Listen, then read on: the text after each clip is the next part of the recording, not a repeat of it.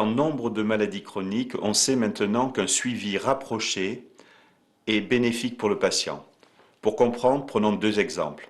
La prise en charge de l'hypertension artérielle a été transformée par, d'une part, la mesure de la tension artérielle, ce qu'on appelle l'outil de mesure de la maladie, et d'autre part, le choix d'une cible qu'on veut atteindre, par exemple des chiffres de tension artérielle au-dessous de 13,8.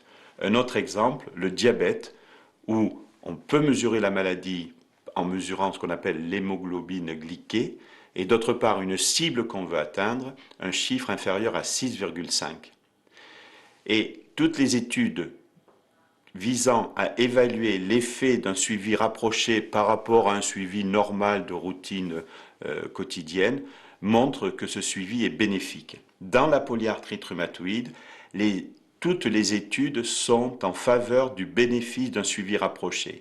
Mais il reste à répondre à deux questions. Premièrement, quel est l'outil de mesure de la polyarthrite rhumatoïde? Deuxièmement, quelle est la valeur que l'on doit atteindre pour que le malade aille bien? L'outil de mesure est le DAS, D-A-S, qui est un acronyme pour un mot anglais qui veut dire Disease Activity Score ou score d'activité de la maladie. Ce score est en fait un index composite qui se calcule à partir d'informations venant de 4 éléments différents. Le nombre d'articulations douloureuses, le nombre d'articulations gonflées, le résultat d'une prise de sang visant à évaluer l'inflammation dans le sang, qui est la vitesse de sédimentation, et enfin l'appréciation globale du patient concernant l'activité de sa maladie.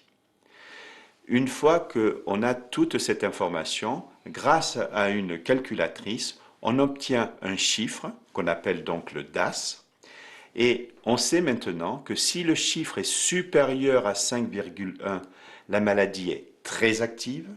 Si au contraire le chiffre est inférieur à 2,6, la maladie est en rémission. Et si le chiffre est inférieur à 3,2, la maladie a un niveau d'activité très basse et tout à fait acceptable.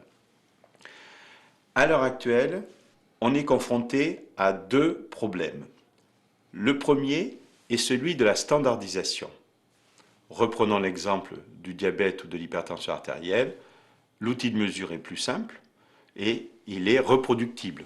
Que je mesure avec le même tensiomètre la tension de M. Dupont ou de Mme Durand, on aura des résultats valides. Pour la polyarthrite rhumatoïde, c'est un peu plus compliqué car il faut être sûr que l'évaluation, et en particulier des articulations, concernant le nombre d'articulations douloureuses et le nombre d'articulations gonflées, soit reproductible. Pour cela, il faut former les professionnels de santé qui vont être en charge de faire cette évaluation. La deuxième question qu'on doit résoudre est celui de savoir qui est cet acteur qui va évaluer l'activité de la maladie.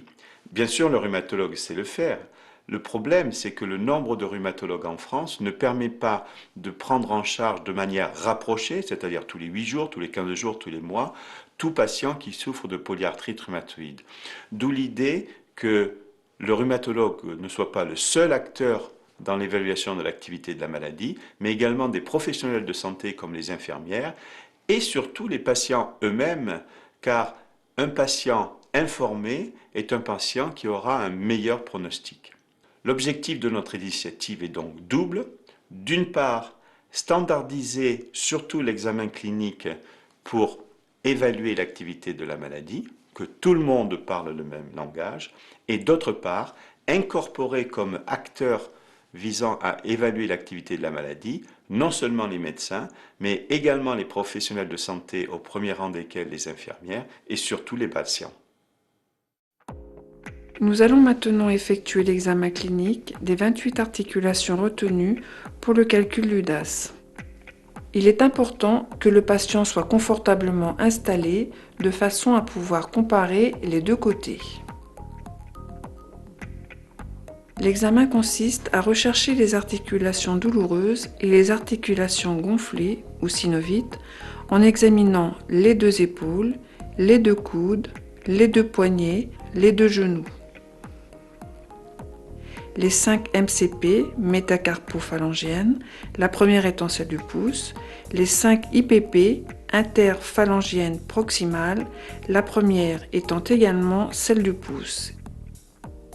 Une articulation est considérée comme douloureuse si nous retrouvons cette douleur à la mobilisation ou à la pression. La pression s'exerce soit avec le pouce, soit avec l'index, l'extrémité de l'ongle devant blanchir. Pour pouvoir considérer comme gonflée une articulation, plusieurs moyens s'offrent à nous.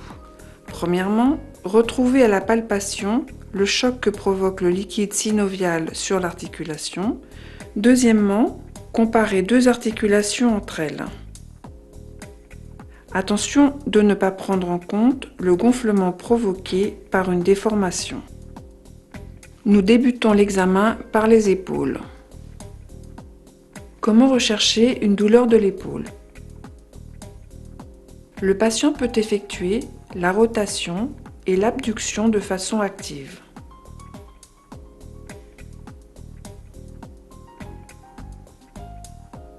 La douleur est recherchée également par la pression en empoignant l'épaule par la paume de la main. Reportez au fur et à mesure les articulations douloureuses sur le document. Comment rechercher une synovite de l'épaule? La synovite gléno-humérale est pratiquement impossible à palper. L'inspection peut toutefois montrer une asymétrie avec un gonflement d'une épaule qui est généralement antérieure. La seule possibilité est de palper la face antérieure de l'épaule en se rappelant que généralement à cet endroit, la peau est sur les os. Si la sensation de gonflement existe, on considérera que l'épaule a une synovite. Reportez au fur et à mesure les synovites sur le document. Comment rechercher une douleur du coude? Elle se recherche à la mobilisation par deux mouvements de flexion-extension du coude et de pronosupination. Par ailleurs, on recherche une douleur par la pression entre l'humérus et le radius.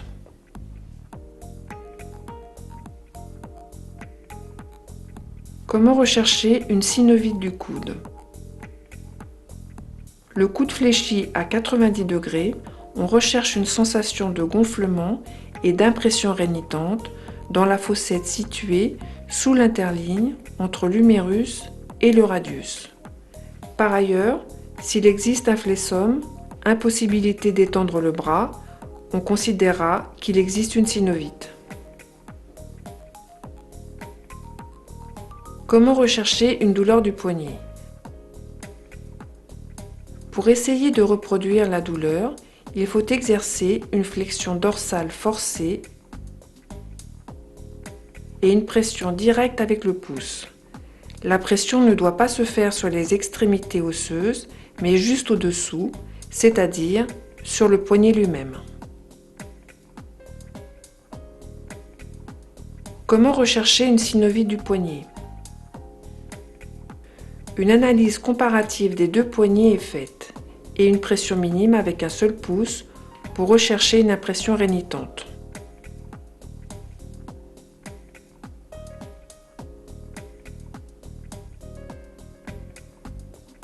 Comment rechercher une douleur des MCP?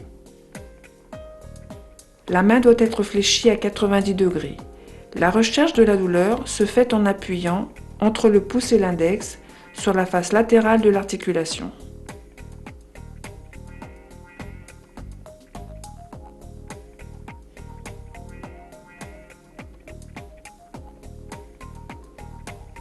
Comment rechercher une synovite des MCP? Les mains doivent être posées à plat. La recherche se fait entre le pouce et l'index.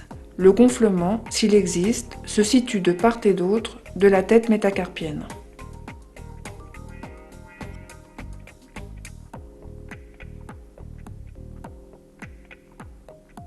Comment rechercher une douleur des IPP?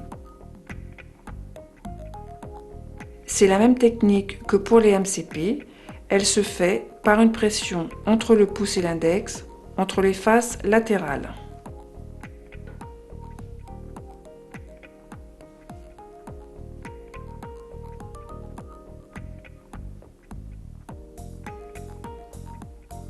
Comment rechercher une synovite des IPP? Elle s'effectue entre le pouce et l'index. Quand elle existe, elle se situe à l'endroit des plis, à la face dorsale de l'articulation.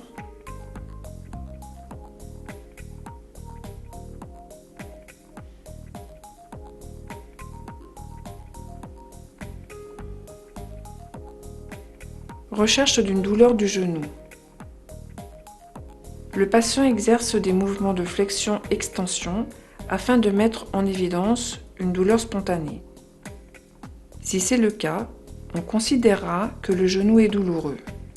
Par ailleurs, on recherche également une douleur à la pression de l'articulation, à la fois fémoro-patellaire et fémoro-tibiale. Une pression est exercée avec les deux mains sur la rotule pendant au moins 5 secondes. Puis, genou fléchi, des pressions sont exercées sur les faces latérales de l'interligne articulaire, au-dessous du condyle fémoral, à l'endroit où il existe spontanément des fossettes. Comment rechercher une synovite du genou? Le patient, genou fléchi, recherche une sensation de gonflement de la fossette qui est généralement en creux. Le patient note l'EVA appréciation globale, puis le résultat de la vitesse de sédimentation.